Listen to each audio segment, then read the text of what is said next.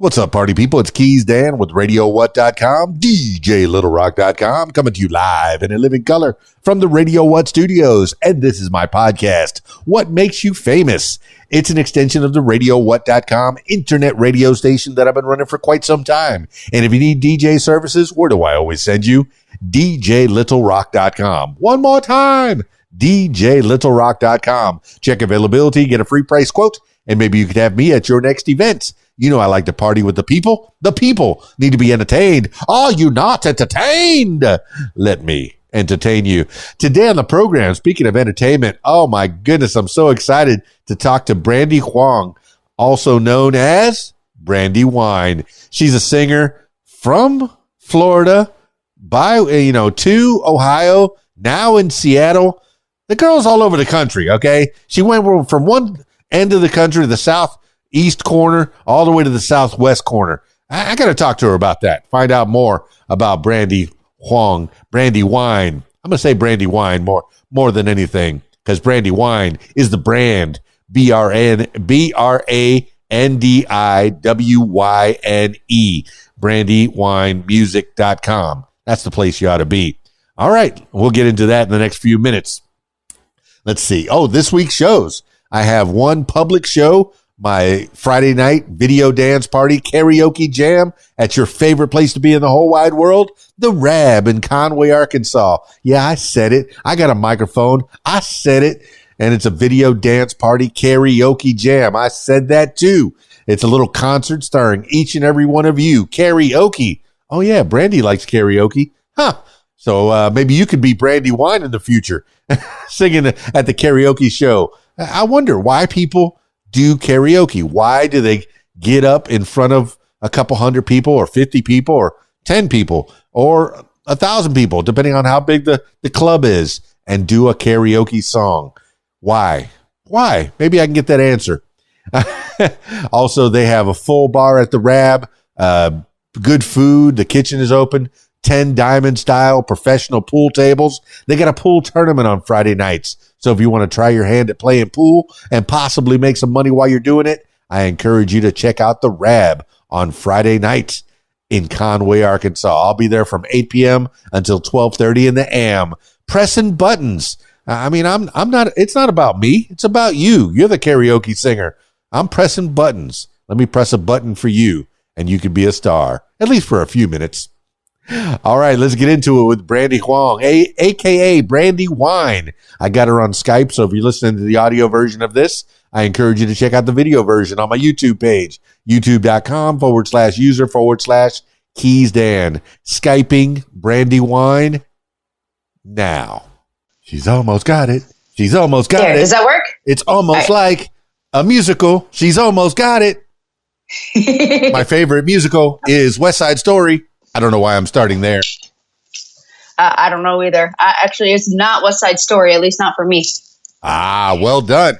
Hey, let's start with musicals because, anybody that has been following you or stalking you, as it were, on your various social medias knows there are so many facets of you. You are more than one thing, Brandi. And hi, it's good to meet you. Brandi Huang, a.k.a. BrandiWyne. I like how your stage name, it matches your real name, which is fantastic. It kind of rhymes. A little bit. Keys Dan, definitely not my real name, and I don't think it rhymes at all. You're all right. I know that I'm kind of excited to talk to you because you have so many different avenues to explore. But let's start with Florida, okay? I'm a Florida boy, born and raised in Miami, South Florida, the Florida Keys, which is where Keys Dan come from. You're kind of a Florida girl, Port St. Lucie. You started there. Let's start there. Port Charlotte, Fort Myers area. I was actually born down there, and I grew up most of my life going back and forth between that area and different areas of Ohio. So I have lots of friends down there. I went to Charlotte High School for a couple of years, which they have a broadcast class where they teach people how to do exactly what you're doing, and I was not smart enough to take it. So I stuck with choir and theater. Well, you definitely don't need to have brains for that, because when I got out of high school back in 1986, I one of the first things that I wanted to do, I wanted to study psychology and communications. So I did the communications over at WKPX 88.5, which was Piper High School's radio station, but it really was Broward College's station. You could take a course in communications, and I'm guessing that Port Charlotte school had a very similar, where like maybe 3 or 4 people in a dorm room at about 1 o'clock in the morning were listening to your radio show. Did you ever get involved with that radio at all? Did you ever get to get on that radio, or was that just not in the cards? I was on it once. Our school was set up so that the entire school was forced to watch it every single morning. All of the classrooms had TVs in them, so it was forced upon us whether we wanted it or not. I had a lead in one school musical my junior year, and so all of the leads had to be interviewed on this show that they did in the morning. So that was my only involvement with them. But I did get to kind of see the setup they had and how they worked things, and it was really cool. Well, I could never figure it out, but it was cool. The best thing about school is they give you a lot of tools to learn with, whether you like it or not. There's 2 different ways to parent, and I'm not even sure if you're a parent or not. We can get into that. But there's 2 ways to parent. You could either be a carpenter or you could be a gardener. A carpenter will hammer you into this position. You're going to be a doctor, and I'm going to hammer every piece of knowledge. You're going to do science. You're going to do math. You're going to do medicine. You're going to do chemistry. You're going to be a doctor. Hammer you into it.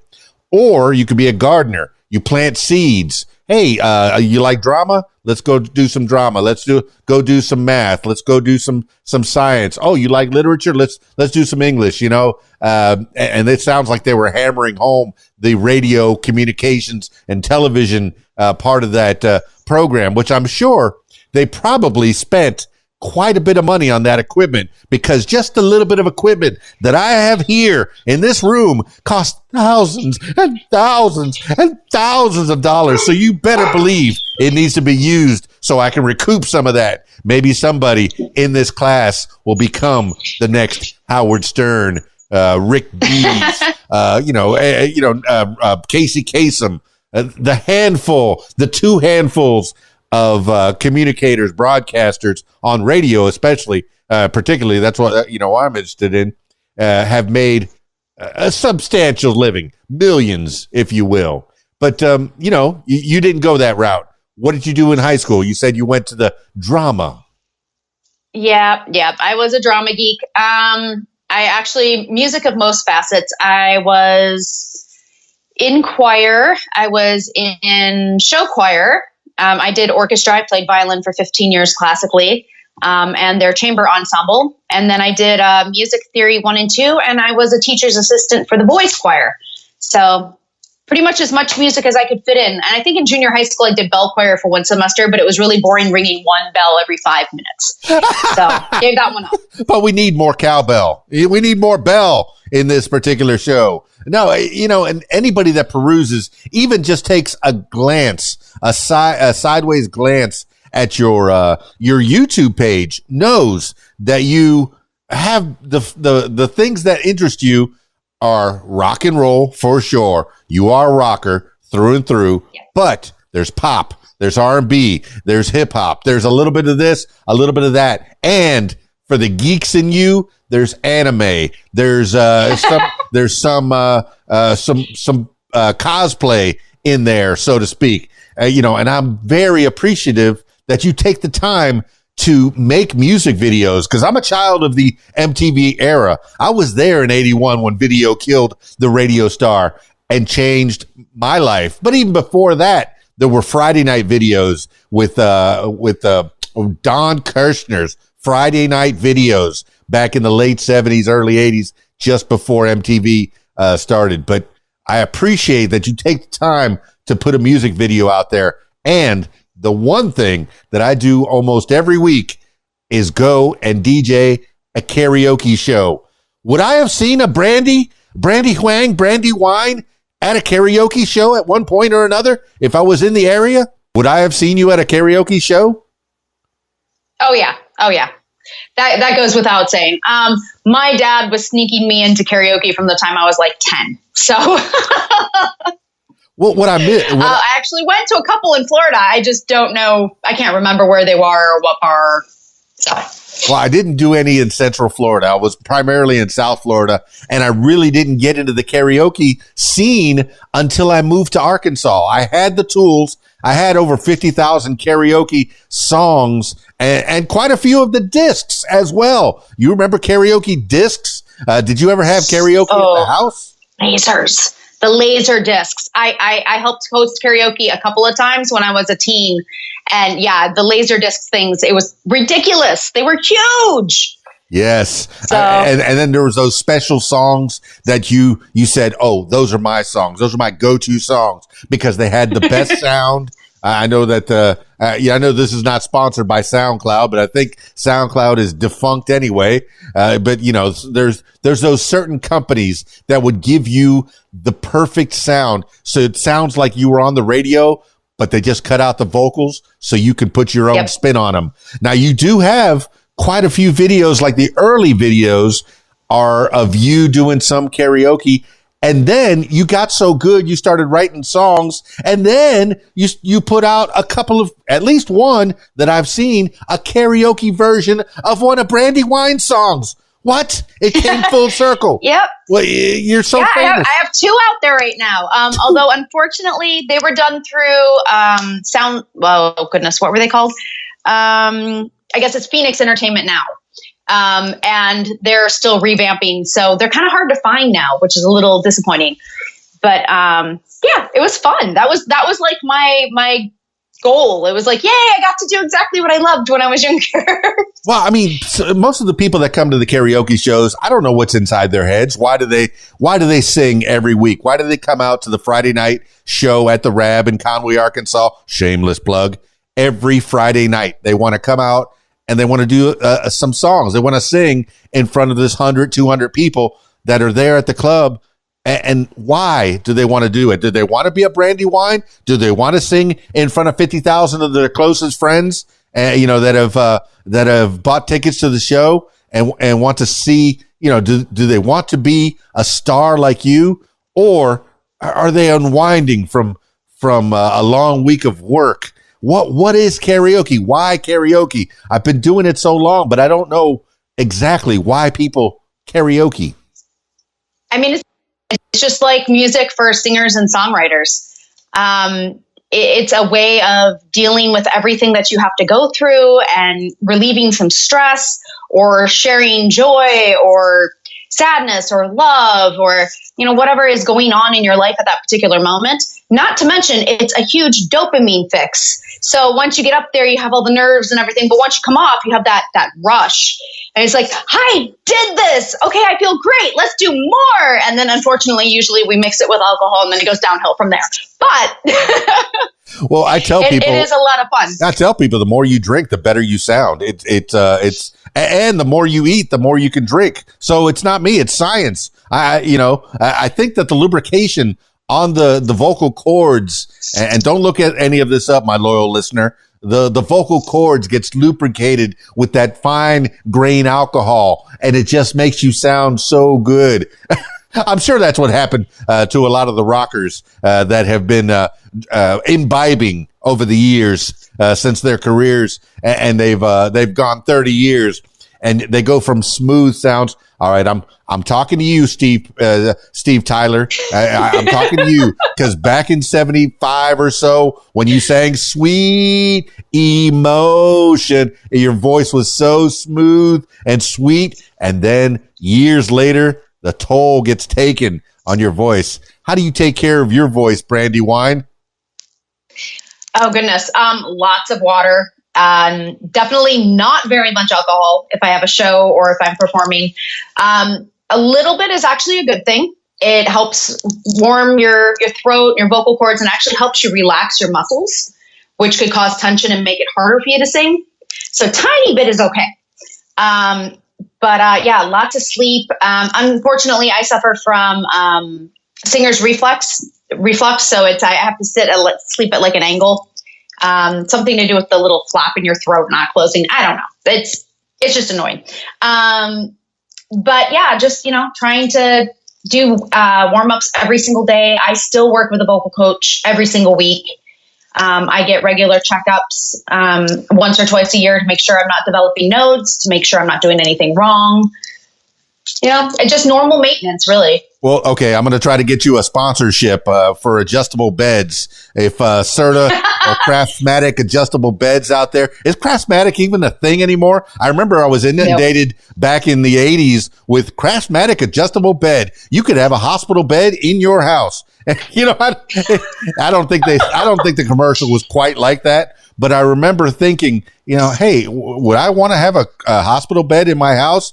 Well, guess what? In my house, there are twin full twin Craftmatic adjustable beds, Serta, sleeper, whatever. So, yes, please sponsor Brandi so she can get the proper sleep and the proper angle. What's your go-to bed?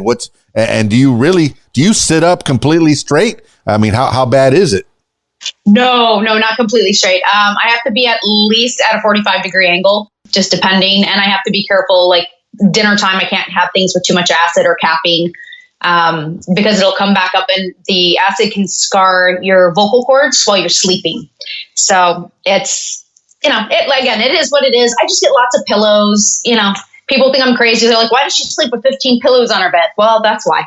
Oh, so you didn't take the time out to go and get some kind of an adjustable bed. You just use the pillows. All right. Anybody with an adjustable bed out there, please send it to Ohio, care of Brandi Huang, BrandiWyne. Make sure you send it out there because she needs an adjustable bed so she doesn't have to so many throw pillows. But I like my pillows. And here I am redecorating your house. No, that's okay. That is important to sleep. The right amount of time. People need 7 to 9 hours of sleep on average. Some people need 7, some people need 9. But 8, I guess, would be the average that humans need 8 hours of sleep every night. And if you don't get it, you feel it, especially if you're trying to perform. And I guess there's so much video of BrandiWyne doing shows, and you don't just do shows as BrandiWyne. You also play with others. You'll go and jump in on another person's show and add a little flavor to them as well. How did that come about? I know I'm jumping around, but I am going to go back. I am going to go back to your high school musicals. Don't worry, dear listener, we will get back to that. But how do you get involved with other bands? How do you get in contact with them? One of the things I do like to do in this area is I try to support other local artists. So when I have free time and I can go out, I try to go support other people's shows in the area. That is really important to me because I think we need to be lifting each other up. It's a really hard industry. We need all the support we can get. I also sing with a local cover band called Jet City.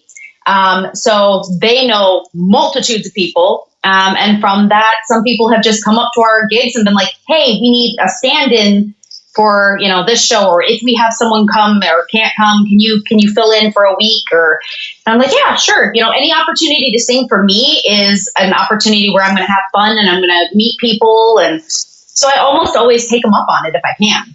All right. And I am going to go back to the beginning. And before I do that, I'm looking at your first video that you have posted there 8 years ago. So you've been doing this at least 8 years ago, but the Let It Go parody for your hand injury. Did you have a hand injury? And did that inspire you to become Weird Al or something like that? Where you tell me about how that came about?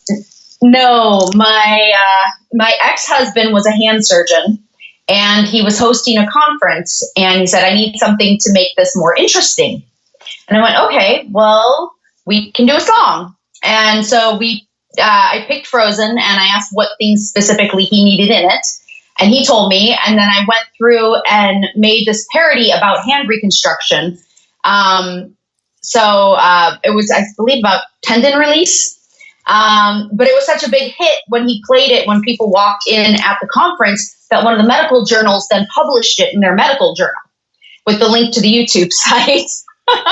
That is fantastic. Do you remember any of it? I hate to put you on the spot, but I'm going to put you on the spot. Do you remember any of it?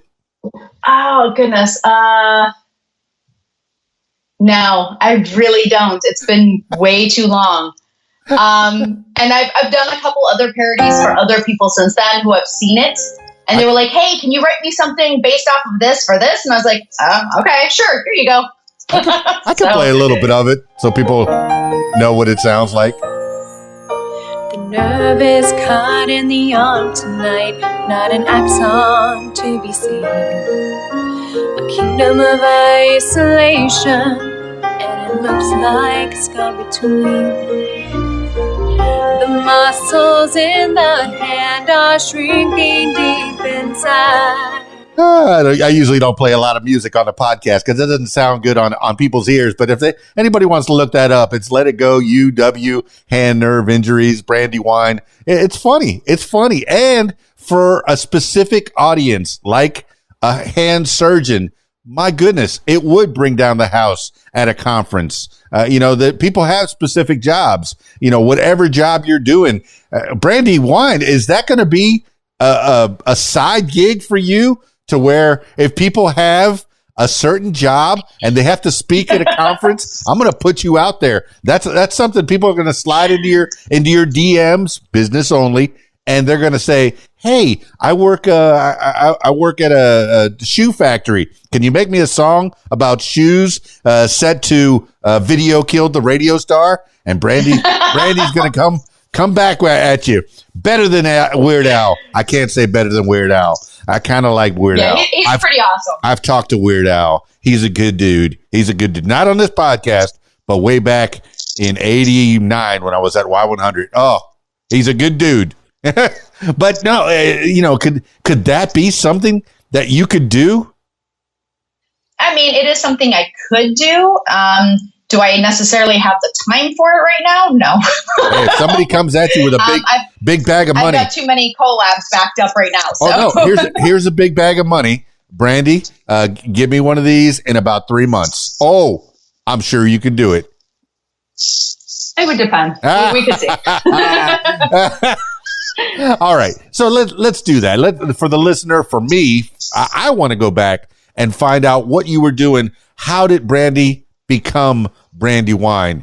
I know that Brandi Huang is a married name, and that's a name that you came into, and BrandiWyne just sounds so much like that. I like it so much. BrandiWyne just makes sense. But how did you go from Little Brandi to BrandiWyne? So Little Brandi beforehand was getting into drama. What kind of plays were you putting on? Were you putting on musicals? What were you doing? Yeah, I was more on the musical side. Trying to think. We did Anything Goes, Bye Bye Birdie, Into the Woods. What else? I know I'm missing a few. Yeah, just a whole bunch. I was the singer more. And then show choir was something I got into when I entered high school. So the whole Glee thing from TV, we had to sing and dance, and we competed against other schools, and we got banned from one school because we kind of snuck into their science department and broke all the beakers on accident. Someone was very clumsy. It was not like a sabotage thing, but we still got in trouble. So did that. And I mean, kind of like you talked about before, the two types of parenting, the nurture versus the hammering. My dad was kind of the hammering side. And so I entered my first songwriting competition when I was about 7.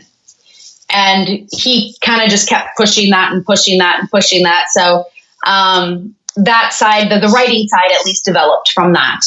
And then the music in general, when I got out of high school, I joined some cover bands and went from that to my first original band, which was The Girls, which was a country group.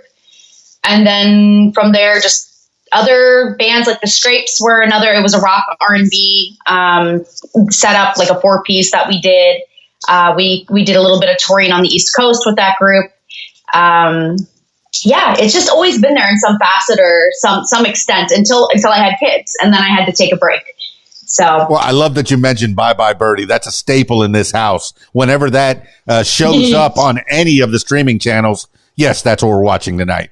Give me just one kiss. Was it, what's the story? Morning Glory. What's the tale? Nightingale. Oh, fantastic. Bye Bye Birdie. Now, were you Anne Margrock, or were you one of the sporting characters in that?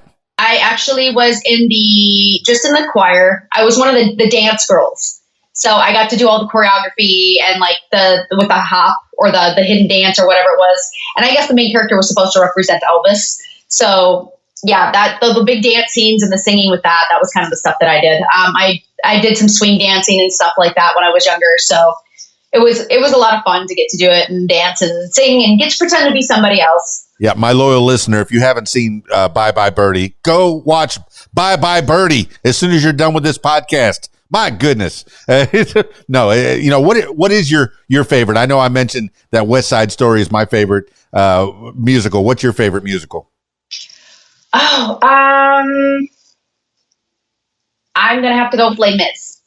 Okay, one that I have not seen, and I've never seen it performed. I've never seen it live. I've never seen a video version of it. So, all right, really? There's homework for me. As soon as we're done with this podcast, is go find Les Mis, Les Miserables. Les Miserables, yeah. And just the forewarning, everybody dies. So don't get your hopes up. That's a spoiler for like 100-year-old play, or what is it, 200-year-old play, something like that? Something like that. How old is that thing? But no, I remember Arnold Jackson on Different Strokes. He was looking at books on the wall, and he says, "Les Miserable, what's this about?" So that's why I pronounce it like that. Movies affect me. Music affects me. Pop culture affects me. And I'm sure it affects you in different ways, because you could take all those experiences that you have out of your mind, put them down to paper, put them to music. All right. Now, when you're in the musicals, are you strictly in choir, or are you playing instruments at all? What you said you played violin for 15 years. Do you still play that violin at all? Not very much. The cover band that I sit in with, we had a couple songs that I used to pull it out for occasionally. I tried converting over to fiddle. It is not very easy to do. I went since I was, I don't know, what's fourth grade, 10? So from the time I was 10, and then I was a double education performance major. So I was on scholarship for violin and voice in college. So I played it through that because that helped pay for the schooling. I don't know. It's not something I got to do with any of the musicals, unfortunately. We didn't get to do Fiddler on the Roof. Well, that's impressive in itself, is that you played violin for that long. Now, me as a non-musician, I play the turntables. I don't play instruments. I had a guitar. I played 3 chords, and I've had a harmonica. Never played it well. But as a musician, you said that you could not go from violin to fiddle. I didn't think there was much of a difference. School me. This podcast is primarily a learning podcast, and now we're learning from you, Brandi. What is the difference between a violin and a fiddle? Isn't it the same thing? On a fiddle, the bridge is filed down a little bit more so that it's easier to do the double stops on the strings. And it's more chord-based versus playing individual notes. So you kind of have to just listen to the music, figure out what the major chords are that are being used, and work around that. And it's more learning on the fly instead of learning off of paper in most cases also. So it's a little bit more difficult, especially if you're not a guitarist or someone who knows how to listen for chords and hear what the chord progression might typically be. So it just takes a little more practice. But yeah, no, it's fun, but it is very difficult because you always want to go back to that classical style of playing, and it doesn't fit. Yeah, because you're probably unlearning everything that the teachers have taught you over those 15 years. But oh my goodness, I could see it's more. All right, if the way you're explaining it, it's more jazz-like, to where you're kind of listening and feeling it more as opposed to a classical song. As I love listening to classical music. I mean, people wonder, hey, what kind of music I listen to? all kinds of music. People, oh yeah, all kinds. If you listen to RadioWhat.com, it's so many different genres, and I program it with music that I like, including the BrandiWyne music. You sent me the other songs. I had one song playing on there, but you sent me the other ones, and they're going to be right up on the playlist within minutes after we're done with this podcast. But I love your sound. Oh my gosh, you rock. You rock. A girl who rocks. Thank you. It's impressive. Now with the cover bands, what kind of covers was the Girls, and that was the first band? And what kind of covers were they? What kind of cover band was that? So the Girls was an all country, and we were a trio. And so we did a lot of 3-part harmony, a lot of Dixie Chicks, Reba McEntire. I don't even really remember most of it because I was so young. Not only that, but I found out very early in, I'm not a very good country singer. I do not have the twang, and it didn't work out. It lasted for about a year, and I told them, I'm like, this is fun, but I've had enough comments made that this really shouldn't be what I'm doing, and I don't want to hold you guys back. So I think they did pretty well. They kept going for a while. But that was the first one. And then I got into wedding bands. Jerry Bruno Band was a big one in Ohio. So Etta James, a lot of Aretha, a lot of Motown, anything standard from, what you would think of when you go to a wedding, that kind of thing. Now, when you got into the Scrapes, I mean, was that a total turn for the better for you? Was it a better fit? And what was your go-to songs if you wanted to get that crowd rocking? And Brandi Huang has got a song. What's the one that you sang that you loved the most? From that band? Yes. So the Scrapes, that was a complete twist. We were doing kind of blues, rock, almost grunge music. And I would say out of those two, out of that one, my favorite there was a song we did called Enlo, which actually had a breakdown in it, which had a speaking part where I got to do a little bit of rapping, which was fun. And then I think Blue on Blue, that was probably the other one I liked. But it was a cool setup because we had a lead guitarist, a bass player, and a drummer. And they would come up with some ideas for melodies or for backing track type things. And they go, okay, what can you turn this into? And so then my job was to create the lyrics and the melody that would work around it. Or in some cases I come in and I go, hey, I had this idea for a melody in my head. And I'll be like, do, do, do, do, do. And then they'll build around it. And then I would start working off of that. So it was a very different experience. That was my first, I would say, professional band that I was in. Because we actually played out, we did festivals, we did different venues and bars, and so it was a very different feel from doing weddings or doing the vineyards and things that I was used to. Well, controversial take. Was Blondie the first rapper? You don't have to answer. I'm just throwing that out into the ether because you said you rapped a little bit. What? That's another side of Brandi that I had no idea about. I didn't hear anything. Oh, I'm not very good. Oh, but I want to see video or it didn't happen. And I want you to hone that skill. I want you to pull out that violin from time to time. That will blow minds. In the middle of a rock song, here you are doing some Rachmaninoff at a rock concert. Beethoven, my favorite, my personal favorite. Play the ninth. Ode to Joy. Oh, I love it. Just, hey, and not just for Christmas, but it could be for Christmas that you pull out that violin and play a little Christmas music on it. Do you think that you still had the skills that if you had to, if you were at a show and somebody said, whip it out, could you do it? Depending on what the song was that I was being asked for. And actually, it's funny you should bring that up because I have been working with a classical piece called Lindenberto. It's the Winter from the Four Seasons. And my producer and I are trying to figure out a way of actually turning that into some kind of a rock song, just because I love certain little sections of it from when I played in orchestra. So that's something down the line you may see. Well, you listen to the sounds of the 70s, and they have those jam bands that have these big sounds. Chicago and Earth, Wind and Fire have these big giant sounds. Even Grateful Dead have these big giant sounds, and they'll bring in, even Elvis brought in violins and a whole orchestras when he was putting together music. And it kind of got sampled in the 80s. And now some of the rappers are finding songs from the 50s and 60s and dubbing over those, speeding them up a little bit, slowing them down a little bit. Music is music for the eons. There's chord progression. This chord progression will make you happy. This one will make you sad. This one will make you, feel a little nauseous. Music has so much power.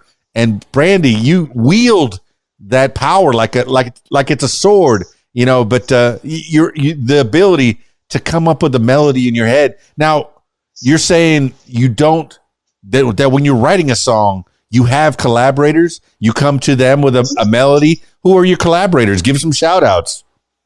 So right now I'm actually working with, his name is Mer Tin, I believe. He's in Nigeria. He's doing an R&B piece that I'm going to be doing some more of the backing stuff, the decorative runs and things for him for his song. I am currently working on a collab with Josh Kane, who is a Seattle-based artist, on a song that my producer Tyler wrote, and then I came up with the lyrics and the melody for. So we're trying to get that together. I'm working with a producer out of LA right now, Gabriel. I'm blanking on his last name, and I feel really bad for that. But he is a Grammy-winning award producer. So we're working on something very special, and I'm trying to put like a Latin beat to it. There's lots of people. I find more enjoyment working with people on songs than it just being me. It's like it brings in a whole nother dynamic because they see other sides and other possibilities that sometimes I overlook. And my producer, Tyler, he really helps me a lot. So I can play like the violin, but I can play a little bit of piano. I can play a little bit of guitar. Not nearly enough to get the songs done, but he's learned what we jokingly call Brandi speak. So I can come in and I can bang out a few notes, or I can go, okay, I want the bass to do. And he figures it out and works it into the songs. So I really could not be doing most of this without him. Greg Critchley is another producer and songwriter that I've collabed with and written with. And he used to be the drummer for Michelle Branch. So yeah, it's a really small world once you really get out there and start talking to people. So it's really fun. Yeah, it's nice to work with people that have skills, that have better skills than maybe you have. A great leader will hire people that are better at certain tasks than he is. Collaboration is the key to success. We can get to a certain level on our own, but if you collaborate with other people, if I try to do this podcast by myself, it will be so boring. It's so much more interesting if I'm talking to BrandiWyne right there on my screen, and I'm getting information. I'm getting ideas of how to put things together, how you came to be. Now, you say your dad made you go to a songwriting, was it a contest? Well, tell me how that turned out. I ended up winning for my age division, which didn't help my cause. Because then he was like, write more. When I was in 5th grade, I actually wrote a book of poems. It was called Poems by a 10-year-old. And that got some weird little award. It was something they did back then where you guys all wrote stories and made your own books and then submitted them. And some of them got awards, got moved on in the competition, and others just got like the little ribbon thing on it. But yeah, he taught me basic guitar. My friend Jennifer, I love her to pieces. Don't remember those days. I remember banging on it and being really loud. I don't really remember being good. So she's been a dear friend of mine since I was like 7 or 8. but yeah, it just kind of all kept progressing. And in my case, it actually was a really good thing. It was installed when it was. Unfortunately, my upbringing wasn't stellar, and I kind of needed the music to be able to handle everything that was going on around me, especially as a child, or as a young teen. It was a chance to vent my feelings and my emotions, and without going the route of doing things that I would later regret, like getting into alcohol or drugs, or maybe hanging out with the wrong crowd. So it really was a lifesaver for me growing up, as were the teachers that supported it. Well, anybody that peruses your website, BrandiWyneMusic.com, can see that you have some kind of a story. There's hardships there. You lay it out. You're not afraid to I don't know, wear your heart on your sleeve. Am I using that term correctly? To where yes. you're a real person, and maybe your story can help others out. Why is it that you open yourself up and tell the world, how you were brought up, and if you care to tell that story again, that'd be fine as well. Yeah, I mean, I grew up with a home with physical abuse. There was alcoholism. My dad actually ended up being an alcoholic. My mother had other issues, which made it so she really couldn't fully be there.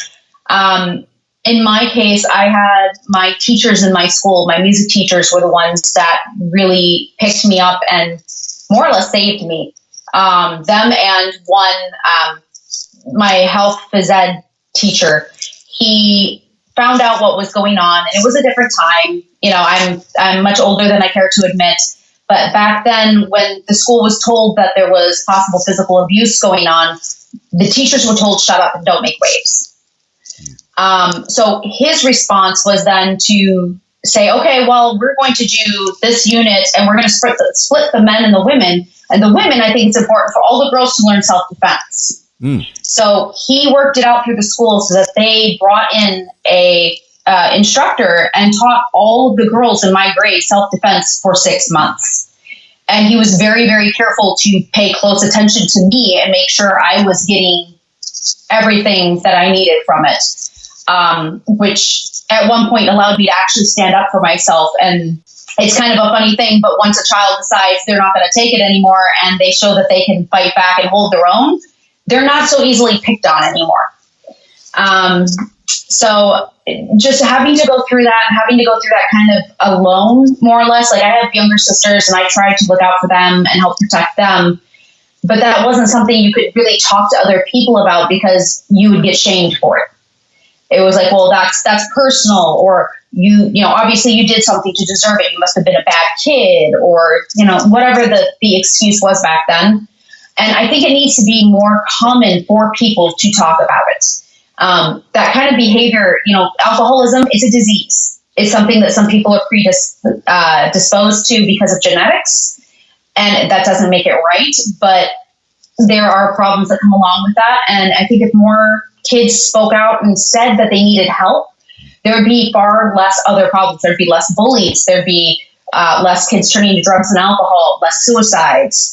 I just think it's really something important that people need to feel comfortable with, and to know it's okay. Other people go through it, and, we're here. We're going to support you. We can all get through this together. You just have to take a stand. So that's kind of where that comes from, at least with my music. Well, that was good that those teachers discovered the problems that you were facing at home. Two questions. How did they discover? Were there physical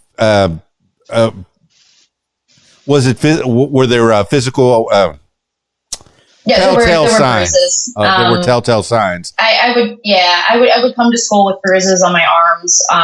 The one student went to my gym teacher and told him when I was changing, she saw a giant bruise on my back and was afraid that I had fallen and gotten hurt. I had actually been shoved down a flight of stairs, but so he started probing, and little by little I began to trust him, and then I opened up and kind of said what was going on. And he did. He tried to help. I still to this day remember his name's Rick Danberg. And he literally was the catalyst that turned everything around. He taught me how to defend myself, started teaching me how to look at things from a different perspective, what I was going through, and also encouraged the music teachers, because he knew I was so much into music, to then also know about what was going on and try to help me. They would go so far as to buy tickets to the opera just to get me out of the house, and would come pick me up and take me on their dime to the opera for the night, just so they knew I wouldn't have to be home alone on like a Friday night. So, and did the self-defense, they were really extraordinary people. Did the self-defense classes help at all? Did you ever have to use said self-defense against your own parents? Sadly, yeah. One night my father tried pushing me out, or should I say through an upstairs window. And that was kind of the turning point for me, and I fought back. And I ended up sending him down a flight of stairs. The same one he had sent me down about a year before. I then left and walked around the neighborhood. And when I came back home, the police were there. And he had tried to call the police on me, saying I needed to go to juvie because I was violent and uncontrollable. The police spoke with me for a little bit, and then they understood the real story. And they went back in and they were like, you ever lay a hand on any of these kids again and we get a call, you're never going to come back out. And so they stood up for me and for my sisters. And that's when it got better. He started thinking twice before raising a hand, because he knew, for starters, one could be raised back. Yes. And that if we could get to a phone, that it was never going to happen again. No, I hate that you went through that. My grandfather and my mother's been on this podcast, and she told her story about alcoholism and fighting it and drugs and such. It grabs a hold of people, and sometimes they need a little extra help. Did he ever get extra help? And how's the relationship with your parents now? Is there one? My mom is still in the picture. I moved out and was on my own from the time I was 17. I helped raise some of my sisters. My parents divorced, and usually by the time one of us turned 16, my mom couldn't handle it anymore. My father sadly never got any better. If anything, I think he got worse as he got older, and eventually he ended up going to jail. Wow. And as far as I know, he's still sitting there. Okay. And that's where he needs to be, sadly, because he can't get alcohol now. He was forced to go through counseling. Supposedly he joined a ministry group, church group, and is trying to turn his life around now, just over the past couple of years. It's just easier for me, after going through all of that and the counseling and whatnot, to keep myself separate from it. So myself and my younger siblings just choose no longer to have a relationship with him, because it would be too triggering for us. Well, thank you for sharing that hard part of your life. And, it's something that you probably have to struggle with every day. You remember it. I'm listening to you tell the story, and you're having to relive it. So I'm sad that I made you go through that, but I'm glad for anyone that don't ever feel sad that you just might help. It sucked that it happened, but I got through it and I learned from it, and I'm able to help other people because of it. It's part of what made me me. Now, so, are you making songs about it? Or are you writing poetry about it? You say you wrote poetry. Did you turn all of those poems into songs? And is there a difference between writing lyrics and writing poems? Are they one and the same? I don't know these things. I'm learning from you, Brandi. No, they are kind of one and the same. Poems are basically, lyrics are basically just poems that are set to a rhythm and to a melody. So any poem has the potential to become a song. A lot of the ones that I wrote when I was younger, my father or my mom would discover, and they kind of got destroyed. So a lot of those never made it very far. My sister Rosa and I, the song To Be Known, that was one that we wrote together, and it is actually about alcoholism and abuse. And actually the music video for it, when I my daughter was one of the main characters in the music video, which, made it even that much more special. So, and she flew into Seattle from Cleveland to help do the recording and played guitar on it and played cello on it. And so it was really cool. Well, okay. You've already let the cat out of the bag. You have children of your own. You have children of your own, and they, the one thing that we want to be as parents, I have children, is better parents than our own parents. Better learn from the mistakes and even, from the good times that we had with our parents. It really enhance the good times and try to eliminate the bad times. I know it's not going to happen completely, but do you feel, as a parent that you've done your best and was that, how the kids doing? They're good. I lucked out. Both of my kids were born healthy and they're extremely intelligent. Up until just the past couple of years, they actually liked going to school. Now they're beginning high school and late middle schooler, and they're kind of like, Algebra 2, not really my favorite thing anymore. They're really well-rounded kids. My daughter is in theater and has started going down that route. She's been in a few musicals. I exposed them both to piano at a young age, so they both got about 4 or 5 years of piano from the time they were 4. My son tried violin. It lasted about 3 months, and that never went any further. Right now, we have a drum set actually in the corner that's his for banging on occasion. It's kind of one of those things that they tell me they're interested in something, I will try to find a way for them to test it out and see if they like it. And as long as it's safe, and I always try to talk through the repercussions of their choices. My daughter recently went through a phase where she wanted to have her hair dyed neon pink. And I was like, okay, well, that's self-expression, but here's what's going to possibly happen. We're going to have to bleach it. It could get horribly damaged. We may have to cut a lot of it off. It might go orange. We went through all the things. She still was like, yeah, I still want to try it. And so she did. And she had bright pink magenta hair for about 3 months. And then she was like, the attention I'm getting for this isn't the kind of attention I want. So maybe we should put it back to brown. And I was like, okay, that's fine. You tried it, you did something new. And as far as being a good parent, I don't think any parent really knows. We don't know until they're grown and they have kids. Yeah. I know I'm trying to do the best I can. I try to be there for them. I am very nervous with my music career picking up and more time demands being pulled from me. I'm worried about that aspect. So far, it's been okay. My daughter has even helped co-write a song and has come in studio and is going to get to perform live on stage with me this summer on that song. So she kind of wanted to see what it was like to be in that industry and how it worked out. And I think she's decided it's more work than it's worth.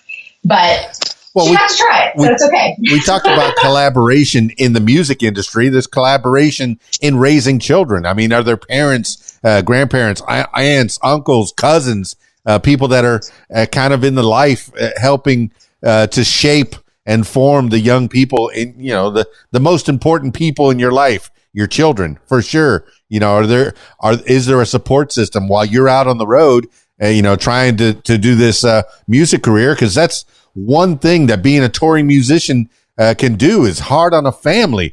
I'm glad that I have my wife that's there and she's able to take care of that child because, daytime I'm on the radio, at nighttime I'm on the DJ thing, I'm doing podcast.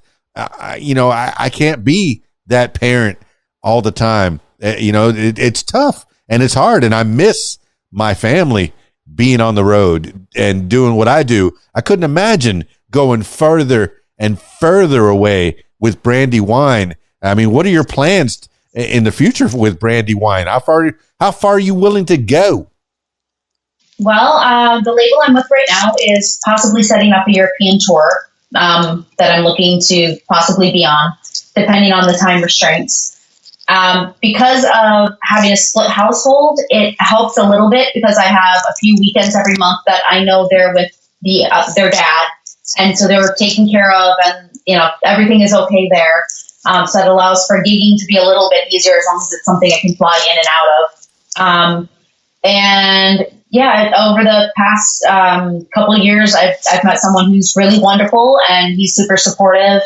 And he's been a great person to have around for that. And my sisters are all really supportive too. They live in different states, but my sister Rosa will fly in to help watch the kids for a period of time if I need, or my sister Tracy will, or I can fly them to Ohio if it's during the summer and they can stay with their aunts and their cousins. And I have some really, really close friends that are still in Ohio too, that they're willing to come up here and help me, or I can go there and they'll help. And so there is a network still there. It's just a matter of figuring out how to line it up and utilize it when that time comes. Hey, for a kid, I was a child once. Those people that are watching and listening may not realize that, but I was a child once, and I remember aunts and uncles, and you got to have that one cool aunt or that one cool uncle. Which one of your sisters is the cool aunt? Which one? Shout her out. That's Aunt Tracy. No, that's Aunt Tracy. What kind of cool things does she do? My little sister Tracy, she's the geek. She loves anime. She loves video games. She goes to medieval fairs. And she's the one that will give my kids ice cream and then send them home. So yeah, that's definitely the one they like hanging out with the most. Their other Aunt Rosa can be fun, but she's a little more strict. Their Aunt Carly is very young still. She's in her 20s, so she doesn't really have the patience. And I have 4 younger sisters. So, and then the one that was below me, Cassie, she had 4 boys of her own. So she's just tired.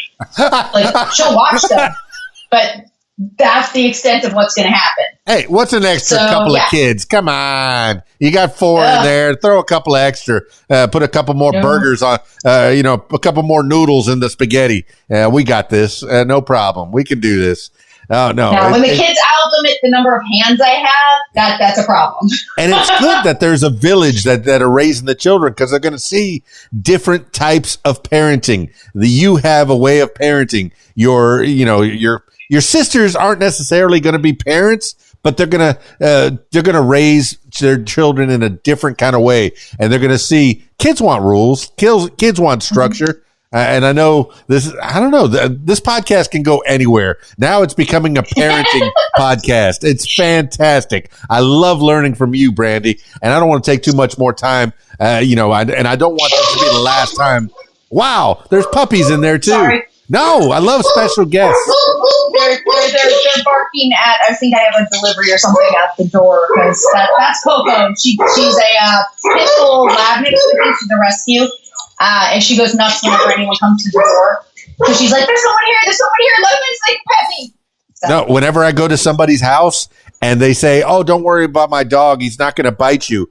I say, no, he's not going to bite you. He's protecting you. He doesn't know me. He will eat my face off if he gets the chance. So yes, it's good that you have that protection, that puppy, self-defense is a good thing. When they say, oh, stop barking. No. The dog is doing his job. No, I want him to bark. You want him to bark. Yes, you do. Don't put a choke collar on him. No, I want him to bark. No, that's fantastic. No, it's good to have that. Brandi, I knew this was going to be great. I don't want to take too much more time. We've learned a lot about you. Are there new songs that just came out? I know that you sent me a long bio, and I know that there's new songs that are out there for people to look at. What's the special songs that you want people to look at and buy those songs? And merchandise. There's lots of merchandise on your website. Merch. That's how you support artists these days. And there's different merch when you come to shows. So like this is our logo. And so we sell little necklaces, and we have like fun little stickers. But yeah. I love your logo. Smarter Than is probably the latest one we put out. We have a new EP that's going to be dropping on April 12th. So definitely keep your eyes and ears open for that. And then we have, if you're in the Seattle area, we have a big show coming to Seattle I'm going to be performing with the Stars and Guitars tour at March 21st. And that's got like Tommy Two-Tone and some of the guys from Quiet Riot. And so like, it's a really big show with 7 huge name artists. So I'm super excited to get to open this. But it's definitely something you're going to want to catch if you're in the area. Well, repeat that showtime again in Seattle. Now you're okay. I didn't even get to that. How did you end up in Seattle? But no problem. Well, tell me about that show. Where, when, and where? So it's going to be at El Corazon, it's downtown Seattle, on March 21st. Doors open at 7:30. Show starts at 8, and I believe it runs until 11. So, and there are tickets at the door or pre-sale on the Corazon site. And there'll be merch there, and like I said, some really big names with their stuff, and I'm sure it's a very intimate type thing. It's only like 200 people. So it's a good chance to get to actually talk to these people and meet them. And I believe my label is bringing their tour bus or something there. So there's going to be a giant tour bus out front. And yeah, it's going to be a really good time. Well, when people go to a BrandiWyne show, do you have a merch table to where people can come up and talk to you, and maybe you could sign a CD if there is a CD, or a T-shirt, or really personalize these things, and can they get a word from you? Yeah. No, we so like I said, we have the necklaces that we just had made, stickers. We'll have some CDs there. We'll have a few T-shirts. We try not to bring too many. But we'll be in the back after the show. But I mean, and any time anybody wants to talk, they're more than welcome just to come up and say hi. I mean, I love making friends, and the more the merrier. So if you don't have to be scared, I don't bite. I swear, I will talk to you and be nice. You don't bite. How do you eat? No, of course. That's food. That's different. That's chewing. That's not biting. I mean. I kid. All right, Brandi. Man, I knew this was going to be good. I knew this was going to be fantastic. You're a wonderful person. You're a great follow on all the social medias. I don't know how you keep up with all these social medias. This is old man corner right now. These kids today with their interwebs. No, I have my share of social media, and I post probably way too much and the weirdest things. You're not supposed to put pictures on TikTok, but I put pictures on TikTok. I don't know, whatever. But who's in charge of your social media? Do you do it all yourself, or do you have help with that? I do it mostly myself. Honestly, though, I try to enlist my kids for help, especially that last one, TikTok. I don't really understand that whole platform yet. I'm still figuring it out. My daughter just started showing me how to look up the challenges and the little things you're supposed to do to be a part of the community. So she likes to help me with that stuff. But yeah, for the most part, I'm trying to make social media my friend. That one has been a difficult growth, but we're working on it. We're working on it. Okay, TikTok. I was really hesitant about adding another social media to my Facebook, Twitter, Instagram, and YouTube. So I added TikTok, and I was stuck with like 400 fans for the longest time. And all of a sudden, an extra 1,000 showed up. So I was able to start doing live streaming. Live streaming on TikTok is so much fun. I'm live streaming not just the radio station. I'll do radio shows live, and I'll do gaming. I play Fortnite, and I'll do and I'll replay these podcasts on TikTok as well. So yes, there's something to be said for some of these platforms that are helping artists and creators to get their creative juices flowing and get more ears, more eyeballs onto what they do. So I don't know if you have any time or any inclination to do lives. The lives on TikTok are pretty good. I've heard the lives on Twitch are okay, but the lives on TikTok have been kind of fun. They've been working out. So, I'm sorry. Say that again. I don't have enough followers. I'm not allowed to yet. All right. I'm going to have to get you some more followers. Everybody go to BrandiWyne's TikTok. I think it's just BrandiWyne. I have all the show notes and all the links to your various social media. Yeah, it's BrandiWyne Music on TikTok. Yes, BrandiWyne Music on TikTok. Yes. Yeah, that's been the hardest one. Instagram is finally up there. I think we have like 5,000 or 6,000 followers. Facebook is getting there. I don't even know what to do with the Threads /X thing. I I'm focusing on 3 right now. Well, there's a reason why Elon Musk wants to fight. What's the guy with Facebook? Shoot, I forget his name. Anyway, he wants to fight him because he came up with threads to undermine the Twitter, which is now X. Don't dead name my my site. It's X now. It's not Twitter. He was challenged to Elon Musk challenged Mark Russberg. What's his name? He challenged him to a fight. I don't remember. I can't remember. I can't keep up with these people. Anyway, social media. It's the way of the world now. It used to be 2 turntables and a microphone for me.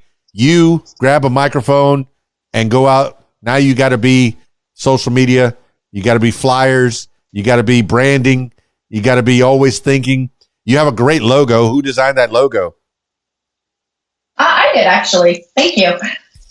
Applause, applause, applause. You are a person of many facets. I'm excited to know you. I'm excited to keep up with you even more. It's good to have you, in my circle of people, and I'll keep sharing things. That's one thing that you could do for free, my loyal listener, is share, share, subscribe, comment on all things BrandiWyne. Do it right now. Okay, as soon as you get off this podcast, but definitely go to BrandiWyneMusic.com. That's the place where you start everything off. And how do you want people to connect with you? What's your favorite social media that people can slide into the DMs, business only, and maybe ask for a collaboration or maybe a novelty song for their sanitation working or their plumbers union? Facebook for sure. Just under Brandi Huang. That's my main page. I am starting a Brandi-Wine one separately so that I can try to separate out some of the music stuff. But if you send a message on there, chances are I'm going to see it and I'll be able to respond.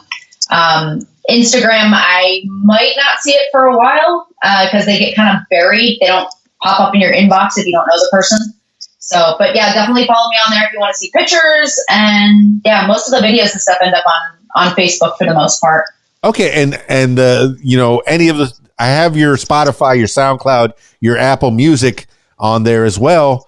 And I'm wondering, are you even making a dime off of any of these streaming services?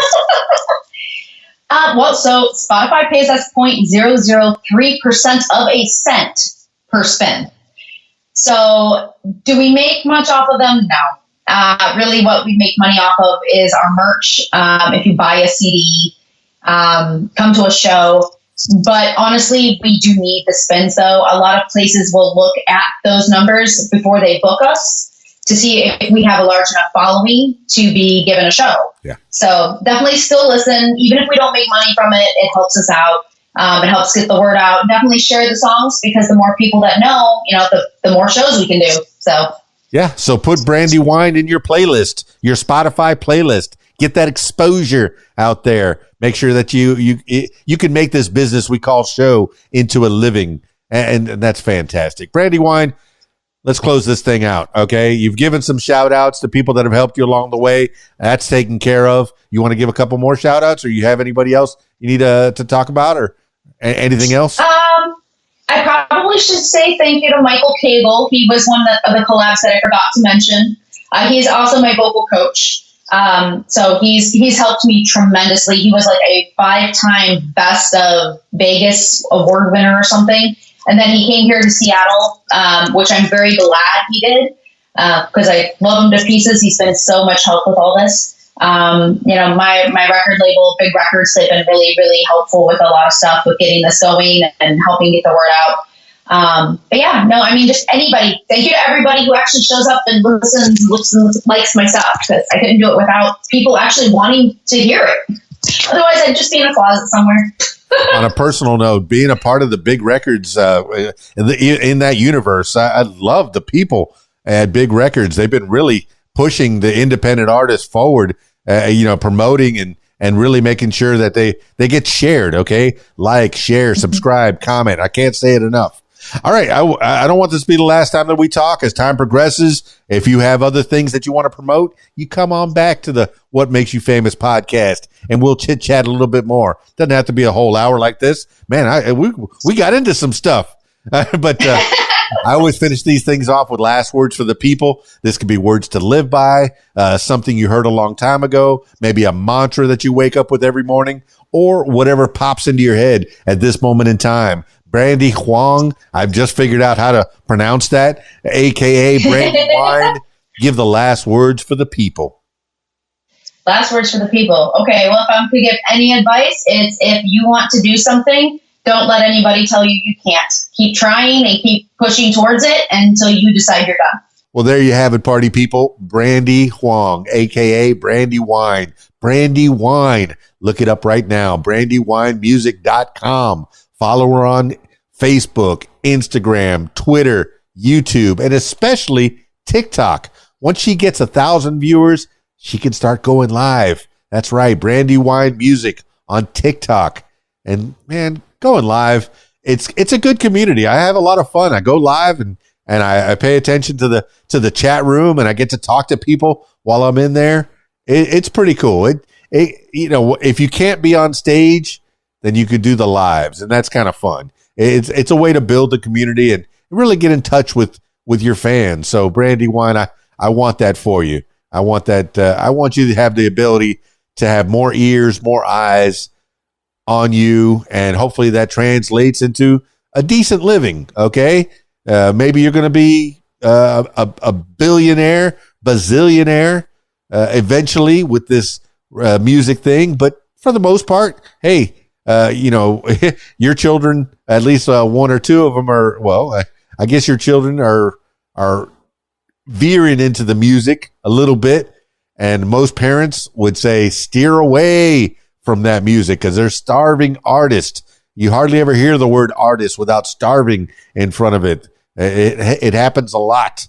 It's hard to make it in this business, but if it's all you do, if it's all you love, if it's all you feel you can do, all you can do is make a go of it.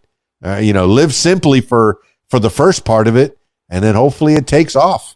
And I see great things are about to happen. If they've happened already for you on a scale on this level, now you're going to get to that next level, Brandi. I feel that for you. I feel that, and your family is backing you up. I like that. You got sisters, you got cousins, you got kids. And they're all backing you up, and you got a nice partner as well. I guess you hinted at that. That's backing you up as well. All the best, all the best. Push you forward, BrandiWyne. That's the brand that you have to follow. All right. Thank you so much for coming on the podcast, BrandiWyne. I knew it was going to be good. You're a nice lady. All right. That's it for this edition of What Makes You Famous. Now, I'm turning my attention to you, my loyal listener. If you'd like to tell your story, I encourage you to give me a call, 501-470-6386, or text me, of course, or email keysdan@aol.com. That's it for me. It's keysdan, radiowhat.com, djlittlerock.com. Peace. I'm out of here.